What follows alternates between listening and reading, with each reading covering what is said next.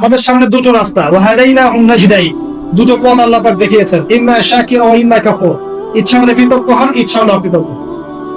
দেখেন সূরার মধ্যে দুটো আয়াতে আপনি কতগুলো মেসেজ পেলেন। সময়ের কসম, নিশ্চয়ই মানুষ ক্ষতির মধ্যে আছে। এবার শেষ আয়াত, এটাই লাস্ট আয়াত আমার আজকে। ইল্লাল্লাযীনা আমানু ওয়া আমিলুস সালিহাতি ওয়া তাওয়াসাউ বিল হাক্কি ওয়া তাওয়াসাউ বিস সাবর। চারটা কাজ যারা করেছে তারা ব্যতীত, মানে চারটা কাজ যারা করতে পারবে তাদের কোনো সমস্যা নাই। ওয়ালা খাউফুন আলাইহিম ওয়ালা হুম ইয়াহজানুন, তাদের কোনো ভয় নাই, কোনো দুশ্চিন্তা নাই। চারটার এক নাম্বার হচ্ছে ঈমান।